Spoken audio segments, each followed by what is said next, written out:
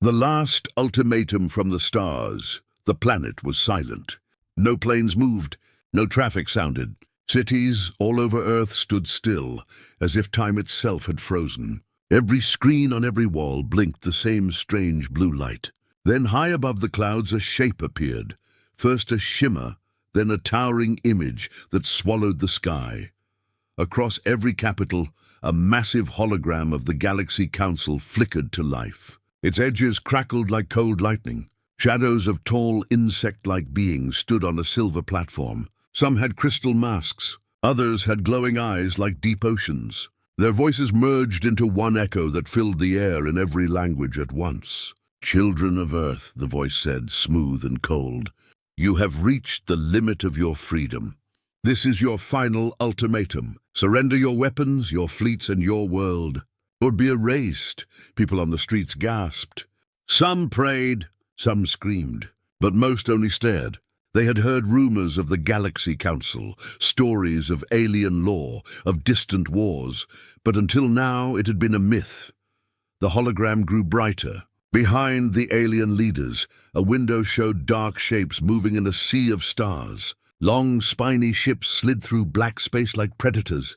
They were already close, at the edges of the solar system, hidden in shadows. Inside the orbital station high above Earth, the United Nations orbital station hung in the night like a silver ring. In a small, dim control room, 5 people watched the same broadcast, their faces pale in the blue glow. Dr. Elena Varga, lead xenologist, sat with her hands locked together. Her dark hair floated slightly. The station's gravity was weak. Beside her, Captain John Kessler kept his arms crossed, jaw tight. He had seen combat, but never like this. At the table's far end, a young analyst, Samir Khan, tapped his console nervously. 2 more officers, Maya Ito and Colonel Ramirez, stood near the viewport, staring out at Earth's silent curve. No one spoke at first. Only the alien voice rolled on, slow and final. "Your species has taken what is not yours. You have broken the Council's laws of the stars. You will yield or you will vanish." The hologram faded. For a heartbeat, there was nothing but the hiss of air filters. Then Captain Kessler broke the silence. "Unknown ships already moving in the Kuiper Belt," he said, reading the station's radar. "They're not bluffing." "They're here." Samir's voice trembled. "How many?" "Too many to count," Kessler answered. "Whole formations. They must have been waiting for this moment." Elena closed her eyes. "All these years we tried to make contact. We sent messages, signals, probes. And now this." The debate third-person narration moved around the room like a silent camera. Each person's face carried fear, but also something harder. Resolve. Maya Ito finally spoke. "We have to advise the coalition. People will panic. Cities will break down." Colonel Ramirez shook his head. "The Council didn't give a deadline, but the movement of their ships says hours, not days. We need a response now." Eleanor turned to the viewport. Earth looked fragile, blue and white, clouds like thin smoke. "Surrender or be erased," she whispered. "If we surrender, what happens to our freedom? Our future?" Kessler's eyes burned. "They'll take everything. You know the Council's reputation." "Whole planets turned into work camps." Samir tried to steady his voice. "But if we fight, look at their numbers. Their technology. We have nothing that can stand against them." The station trembled slightly as a supply ship docked, its lights flickering like dying stars. Outside, the endless black of space seemed closer, heavier. The countdown begins. A new signal cut through their discussion. On every console, a timer appeared. 23:59, 59. It ticked down, second by second. "A deadline," Ramirez muttered. "They're giving us 1 day." The camera of narration swept again across their faces. Fear, determination, secrets. Deep inside her jacket, Eleanor felt a small data chip against her ribs. She had been part of something the public didn't know. A project hidden for years under Antarctica. She thought of frozen tunnels, glowing machines, whispered code names. The frozen answer. But she said nothing. The Council's voice echoed once more, quieter now, like a warning drifting through a graveyard. "Children of Earth, the choice is yours. You have 1 revolution of your planet to decide. Then silence returned. The hologram dissolved into snowflakes of blue light and vanished. Earth reacts, back on the planet. Scenes unfolded like shards of a dream.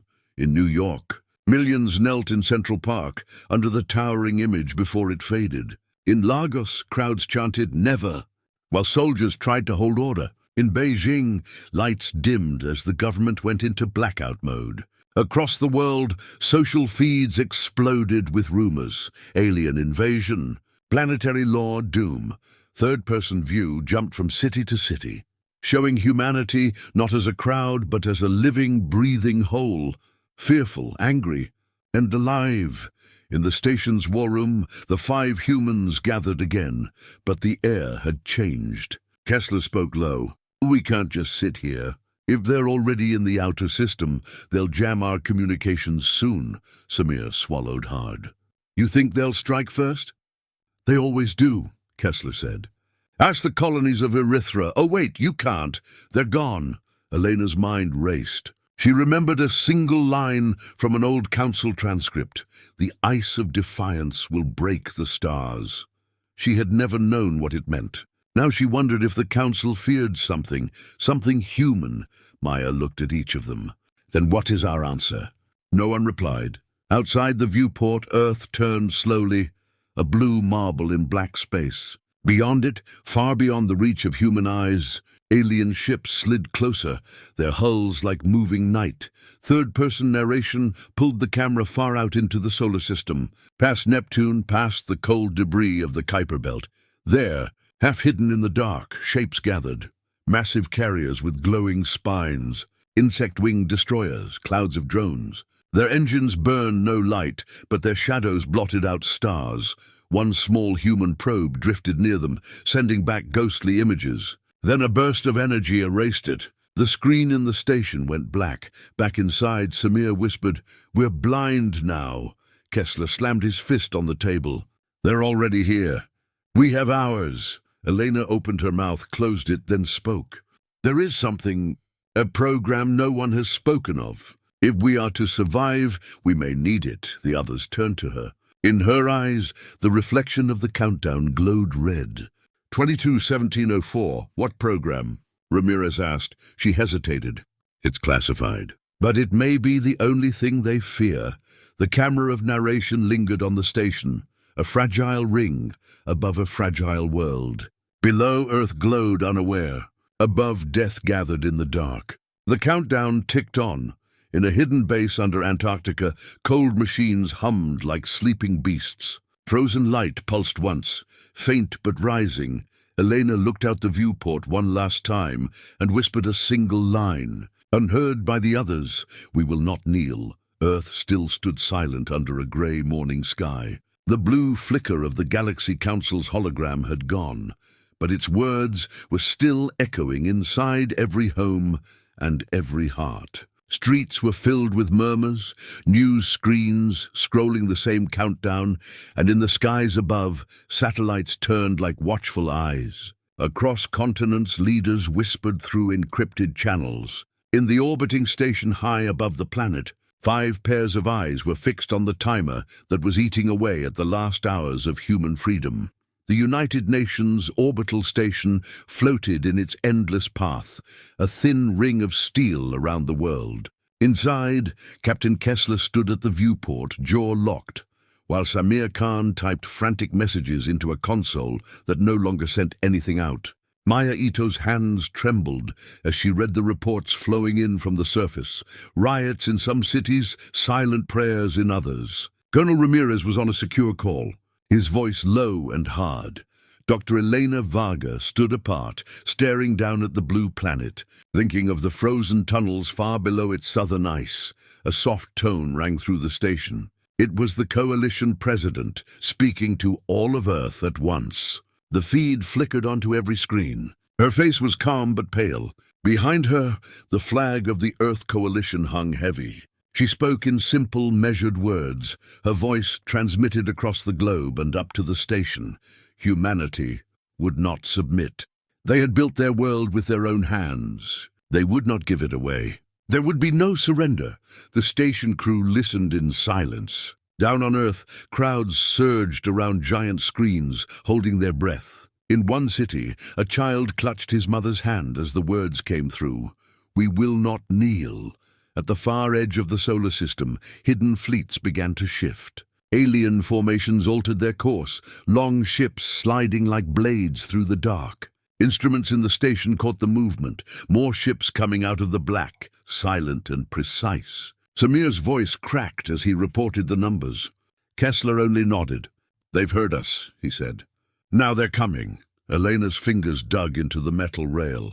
She thought again of the project she had sworn to keep secret, the project buried in ice that could freeze entire seas of space. She watched the countdown, 20 hours, 19 minutes, 12 seconds. The world had just declared its refusal. Now the Council would answer. On Earth, the President's speech rolled on. She spoke of courage and memory, of the lives already lost to reach the stars, of children yet to be born who deserved a free sky. Around her, aides moved nervously. Beyond her words, the weight of alien power pressed closer. Yet her tone did not falter. She ended the address with a single line that would echo across history. "We will stand even in ice and fire. We will not kneel." In the orbital station, the crew began to move. Ramirez ordered comms checks. Kessler drew up contingency plans for evacuation of key scientists.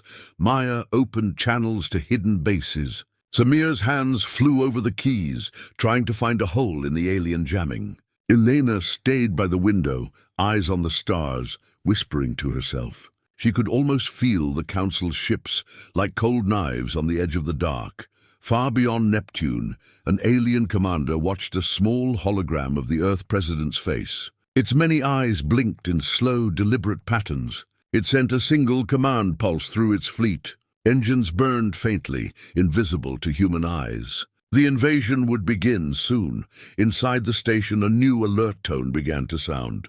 A data packet had arrived from a deep polar base, marked with a code Elena had not seen in years. She opened it secretly, heart-pounding. A single sentence appeared on her private screen. "The frozen answer is ready."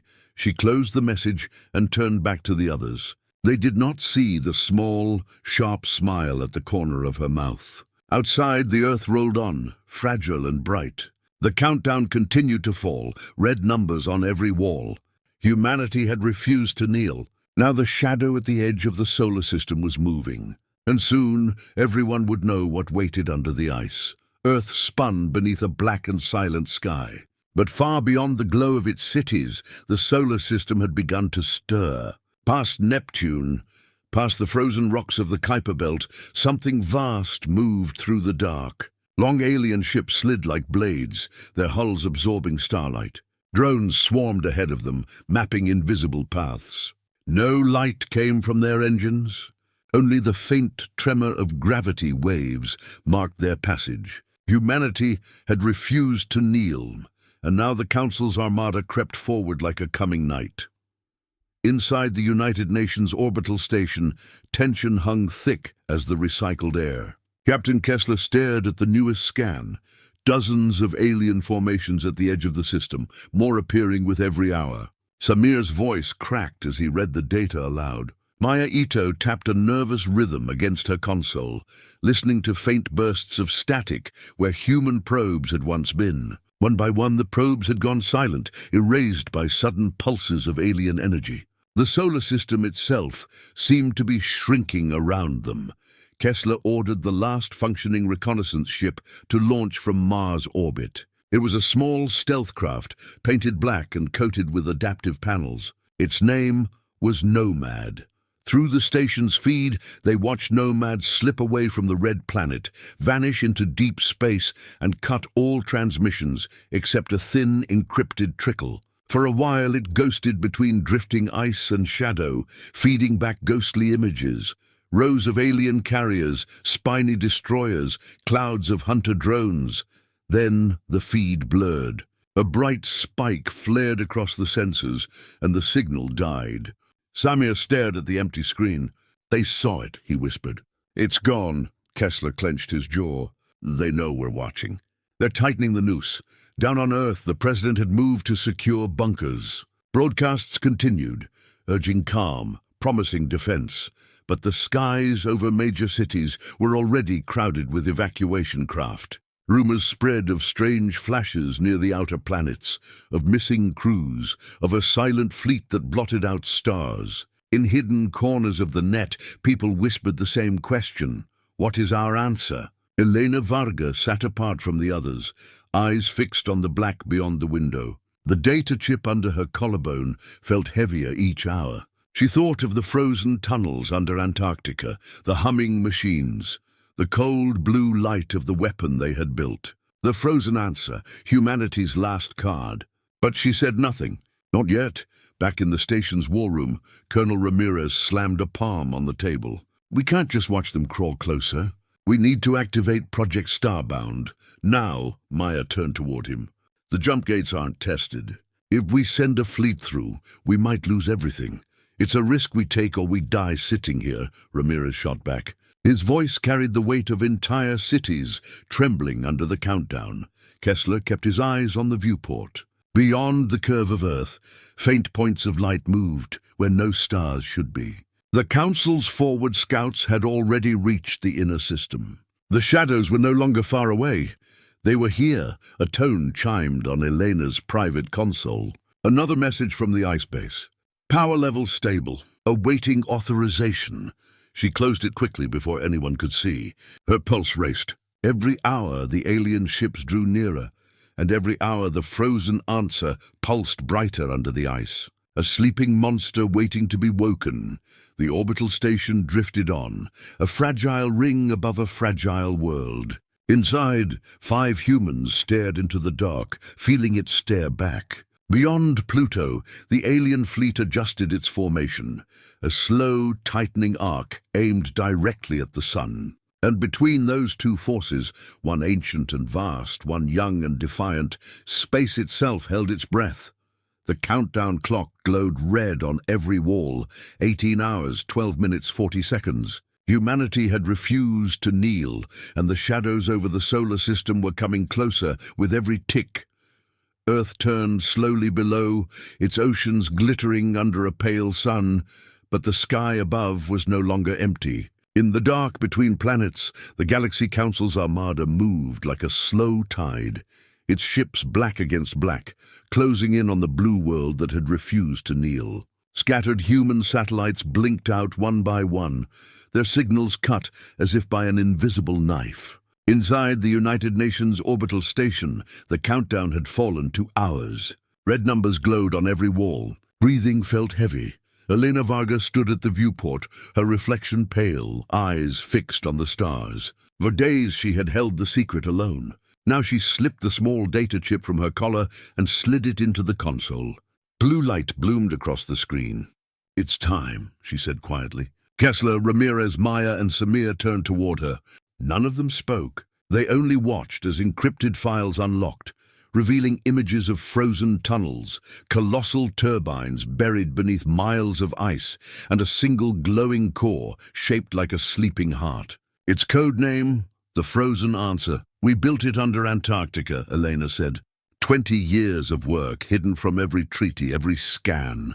It draws energy from the planet itself. A cryogenic shield and stasis field in one.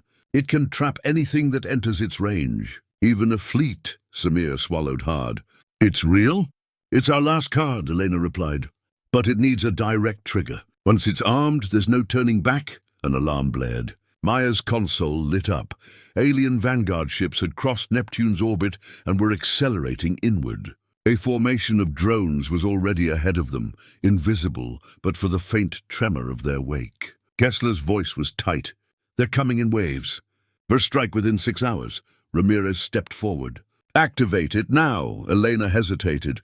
In the frozen tunnels, the machine would awaken like a beast. Its reach could freeze not just ships, but oceans if uncontrolled. "If we miss fire," she said, "we could destroy our own atmosphere." Kessler met her eyes. "If we do nothing, we're finished anyway."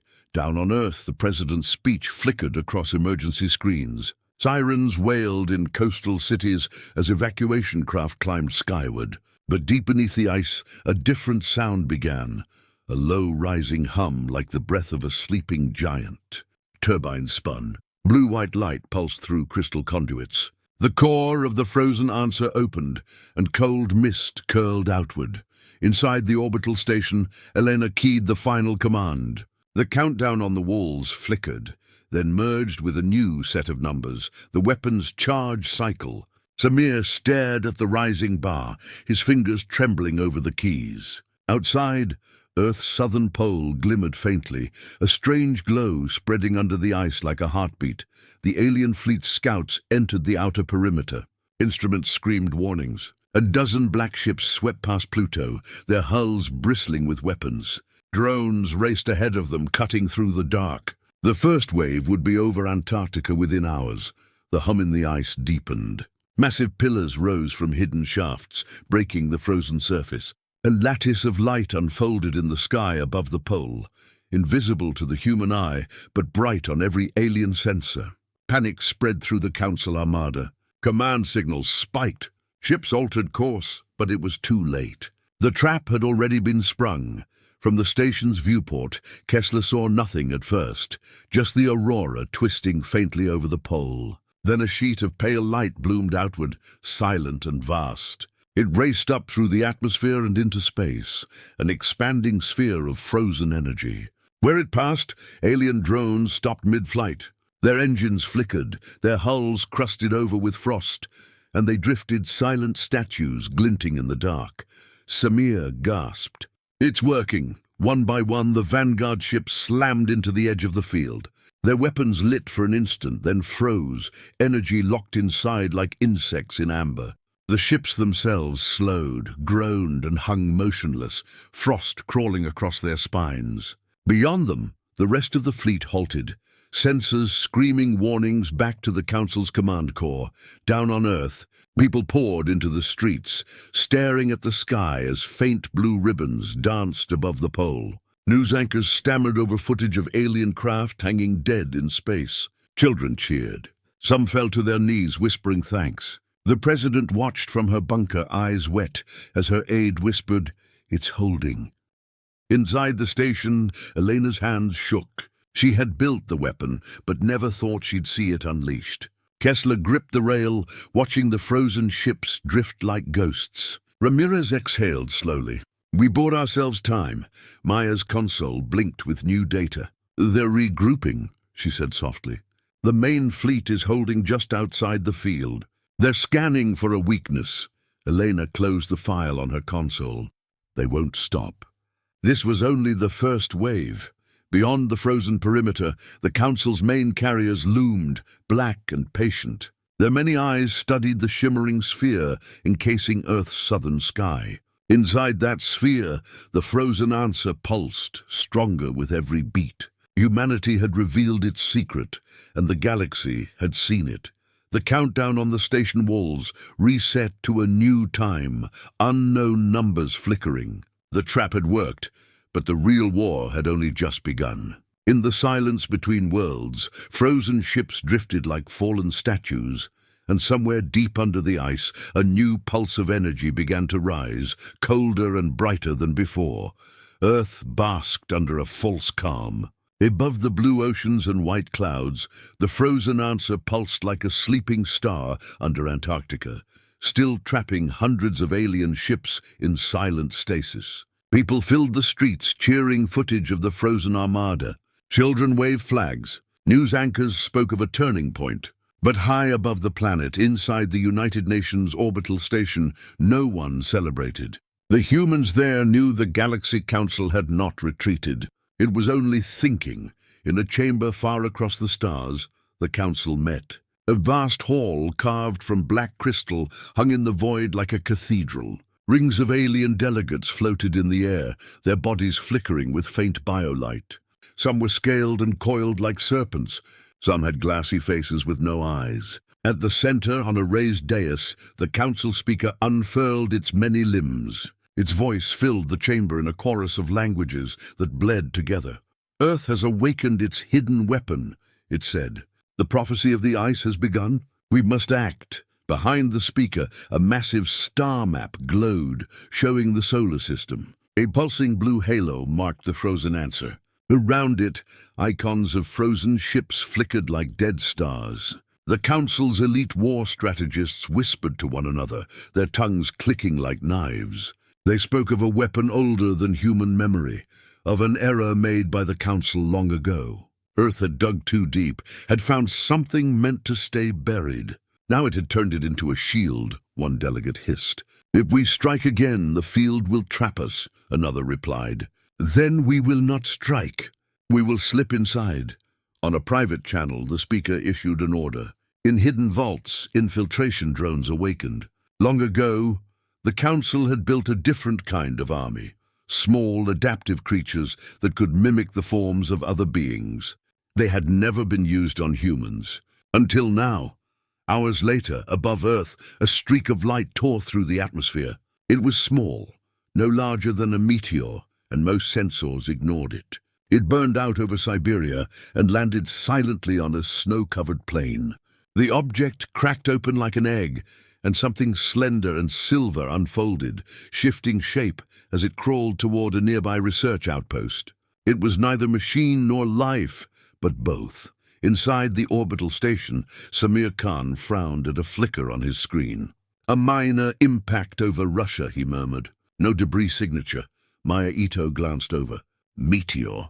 "Too slow," Samir said. "And it changed course just before entering." Captain Kessler's eyes narrowed. "Keep tracking it." Down in the snow, the shape slid across the ice, its body rewriting itself, becoming taller, thinner, more like a human silhouette. It paused at the edge of the outpost, scanning lights behind frosted windows. Through its eyes, the Council strategist watched, whispering instructions. It was the first infiltrator, but more would follow. They would sabotage the frozen answer from within, turn it against its makers before the main fleet advanced again. In the station's war room, Ramirez and Kessler argued over troop movements, evacuation plans, and the next deployment of Starbound. Elena Varga sat silent, fingers wrapped around a mug gone cold. She was thinking of the prophecy she had read in an old Council transcript, "The ice of defiance will break the stars." It had always sounded like a warning. Now she wondered if it was a map. Samir spoke again, louder. "Impact site gone dark. No visuals. No transponder." Kessler turned sharply. "Alert ground security. Whatever came down, we find it before it finds us." Far away in the Council chamber, the speaker closed its many eyes. "The humans believe they have won a battle," it whispered. "But ice cracks. Ice melts. We will break their answer from the inside." On Earth's frozen plain, the infiltrator stood upright now, perfectly human to any camera. It smiled once, a smile it had learned from its prey, and walked toward the lights of the outpost. The shadows over the solar system were no longer just ships. They had come to walk on Earth itself. Earth drifted below, its clouds glowing softly in the sun. The frozen answer still pulsed under Antarctica, holding the captured alien fleet like insects in amber.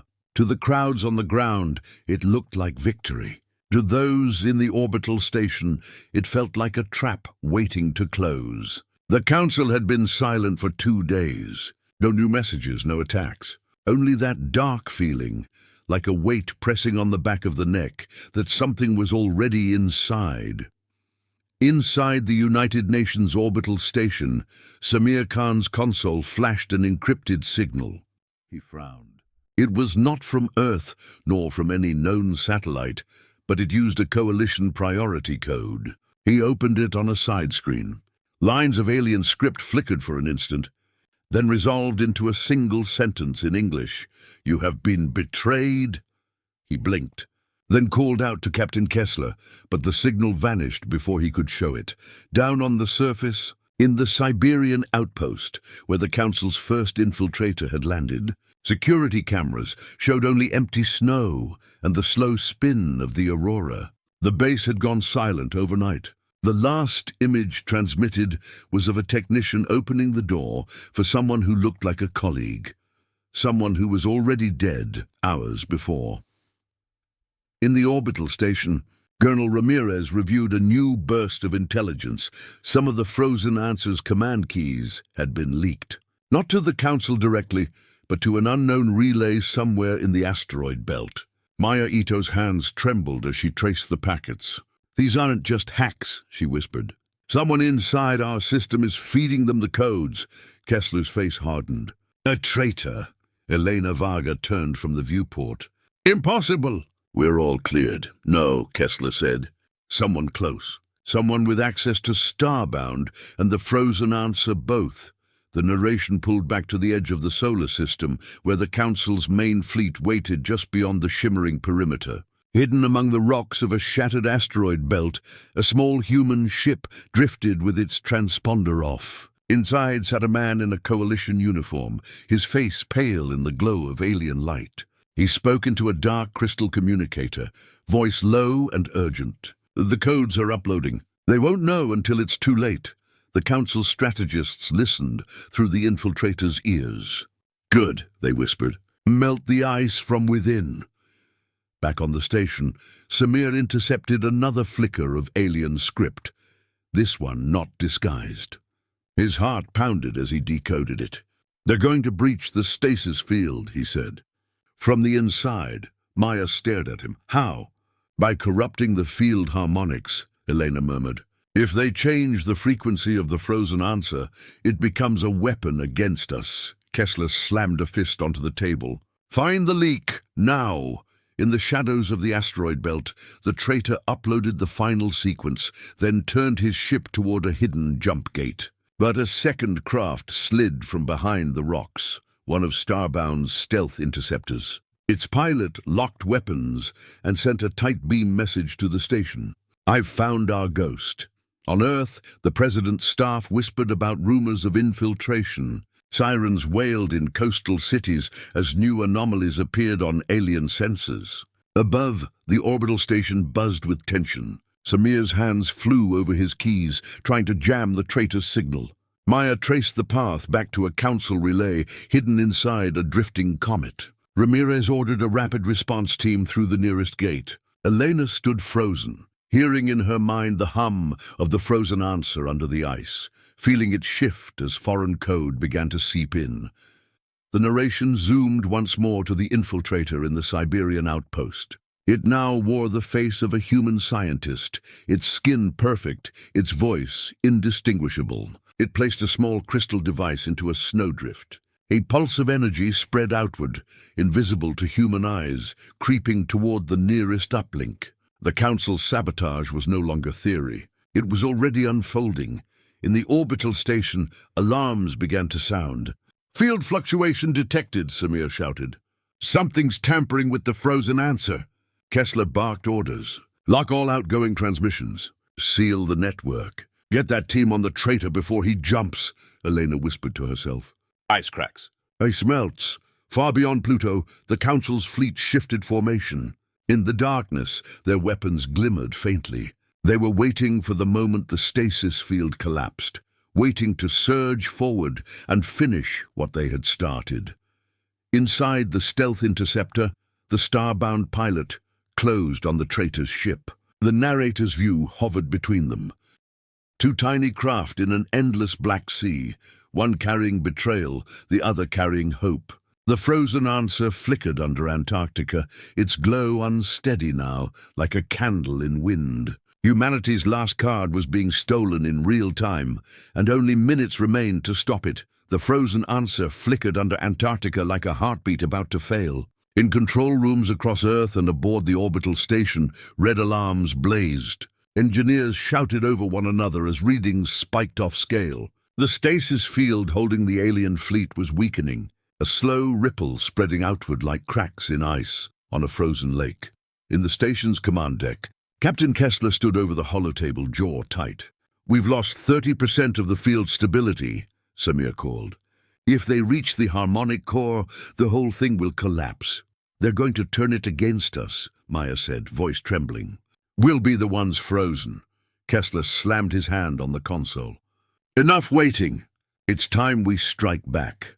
Across the solar system, hidden human assets woke from deep silence. Orbital railguns realigned toward stealth targets. Submersible drones rose from trenches in the Pacific, their launch tubes aimed at the sky. The starbound fleet, Humanity's secret weapon, powered up its drives. Small, fast, armed with weapons built for precision, not mass destruction. All of it had been kept hidden for this moment. Narration shifted to the traitor's ship, fleeing the asteroid belt. The pilot grinned in the dark glow of the alien crystal communicator. He did not see the shadow behind him, a starbound interceptor tracking every move. "Target locked," the pilot whispered. "Permission to fire?" "Granted," Kessler's voice snapped back. A spear of blue light cut through the void, tearing the traitor's engine apart. The ship spun, tumbling. Emergency pods jettisoned. The starbound pilot moved in, catching the pod with a grappling field. "Got him," she said, bringing the snake home. Inside the orbital station, Samir raced to block the sabotage code, still bleeding into the frozen answer. Maya traced the pattern of the infiltrators on Earth. "There are more," she said. "They're at the uplink sites, Siberia, Greenland, Patagonia. We'll need ground teams." "Send them," Kessler ordered. "No more hiding." On the frozen Siberian plain, the infiltrator wearing a human face moved toward a transmitter.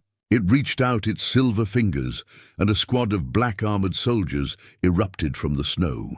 They fired non-lethal pulses, shimmering nets of energy. The infiltrator screeched, shifting shape, but the nets tightened. Drones swooped in, cutting the uplink. Around the world, similar teams struck at the other infiltrators. The Council's secret army had been unmasked. Elena Varga entered the control chamber of the frozen answer itself, deep under the ice. Her breath clouded in the cold. She placed her hand on a crystal console, feeling the ancient pulse inside. "Talk to me," she whispered. "Show me what they're doing." The field responded with a shiver of light. She saw the alien code like black veins, worming toward the core. She began to sing a low tone, the counter-frequency she had calculated. Her voice echoed through the chamber. The frozen answer pulsed brighter, burning away the intruding signals. Above her, the stasis field steadied. On the Council's flagship, the speaker sensed the shift. "They are fighting back," it hissed. "Impossible." Back in orbit, Samir's screen went green. "We're purging their code," he said. "Field stabilizing." Maya let out a shaky breath. "We're turning it around." Kessler straightened. "Then it's our turn." Starbound ships dropped out of stealth near the Council's forward picket line beyond Pluto.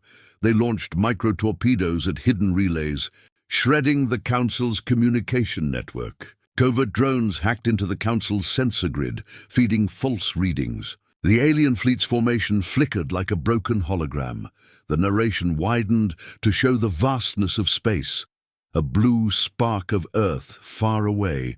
The dark hulks of frozen warships are now small, fast human craft darting among them, striking at weak points. Humanity was no longer hiding under ice and warnings. It was moving first, striking hard. On Earth, people stared at screens, showing strange new symbols, Starbound's emblem flashing alongside victory reports. For the first time, the crowds understood that the frozen answer had not just been a shield. It was a signal, a trigger for a plan that had been building in secret for decades. In the Council chamber, panic rippled through the delegates. "Their primitive species was not meant to resist," one hissed. "They are no longer primitive," another whispered. "They are something else." The speaker raised its many limbs. "Prepare the end directive. If we cannot break them from within, we will burn their system from the stars." Back under the ice, Elena's voice faltered as fatigue hit, but she pressed on, singing the countertone. The frozen answer brightened, lines of light stretching outward like veins of fire. In orbit, Samir saw a surge of power. "We've flipped it," he shouted. "The field's energy is ours now. We can use it." Kessler gave a grim smile. "Good. Then let's show them humanity's frozen answer isn't just defense." Outside, starbound craft regrouped, forming an arrowhead pointed toward the Council's fleet. Humanity's strike had begun. The suspense hung like a blade over the next moment, a clash not of warnings, but of wills, and the end of the long shadow over the solar system. The sky over Earth glowed faint blue as dawn broke. In cities across the world, people stood still, eyes lifted to screens, showing live feeds from space. Above them, the frozen answer shimmered under Antarctica like a star trapped inside the planet. The alien fleet, once held in stasis, now floated powerless at the edge of the solar system. The world waited, not knowing if the next moment would bring peace or annihilation. Aboard the United Nations orbital station, alarms had gone silent for the first time in days. Captain Kessler stared at the holomap of the system. Small green icons marked starbound ships moving in formation toward the Council's fleet. Red icons blinked where alien reinforcements gathered beyond Pluto. Samir Khan whispered, "We're at the edge. One wrong move and the field collapses." Maya Ito glanced at the feed from under Antarctica. Elena Varga stood inside the frozen answers chamber, hands on the ancient console. Her breath fogged as she closed her eyes, syncing with the hum of the core. "It's ready," she whispered. "We can turn it outward now." In the Council's flagship, the speaker watched the same map from the opposite side. Its many limbs curled tightly, a rare sign of unease. "They have reversed our trap," it hissed. "They are using the ice as a blade." Around it, the other delegates murmured in fear. For the first time, the Council's power trembled. The narration swung back to the void between worlds. Starbound craft fanned out like dark wings, releasing small shimmering devices, harmonics amplifiers tuned to the frozen answer's frequency. Lines of pale blue light stretched between them, forming a vast pattern across space. Samir's voice cracked through the comm. "Formation complete. Field extension in 3, 2. Under Antarctica, Elena sang the countertone one last time. The frozen answer responded, its pulse rising to a steady, thunderous beat. The blue glow spread outward, racing through the amplifiers, leaping across the gulf of space until it touched the edge of the alien fleet. Ships that had begun to move froze mid-burn, their drives snuffed out like candles. Weapons went dark. A web of ice-colored energy wrapped the Council's armada. On Earth, the crowd erupted. People hugged, cried, shouted. They were seeing something no human had seen before. A hostile armada, stopped not by bombs, but by will and patience, turned into a weapon. In the orbital station, Kessler didn't smile. "They're still alive," he said. "We could crush them, but we won't." Maya looked at him. "Then what?" "We send them a message. On the Council's flagship, systems failed one by one." The speaker felt the weight of its own warships frozen around it. A transmission broke through, carried on the same field that bound them. It was not in any alien tongue, but in clear, slow, basic English. Elena Varga's voice. "This is humanity's frozen answer. Leave now or stay as ice. We will not kneel." The Council chamber fell silent. The delegates looked at one another. For the first time in its long history, the Galaxy Council retreated. Engines powered down. Gates opened. One by one, the alien ships began to withdraw beyond the system, leaving only a few shattered drones and the silent echo of their threat. The narration lingered on Earth as the first real dawn broke. The blue glow under Antarctica faded, the frozen answer sinking back into sleep. Starbound ships returned from the edge, some scarred, all intact. In cities, people filled the streets not to cheer, but to stand quietly, watching the sun rise. Elena climbed out of the ice chamber, her voice hoarse. Samir and Maya met her at the station's docking bay. Kessler stepped forward, his expression softening. "You held it together," he said. "You gave them a choice." Elena looked out the viewport at the shrinking red dots of the retreating Council fleet. "We showed them we're not prey anymore," she said. "We're a people they have to reckon with." The camera pulled back, Earth turning slowly, starbound ships orbiting like small guardians, the solar system empty of war for the first time in weeks. Yet the blue veins of the frozen answer still glimmered faintly under the ice, a reminder of what humanity had unleashed. In the distance, beyond known space, the Council regrouped. Whispers of new alliances and darker plans already began. But for now, the solar system was free.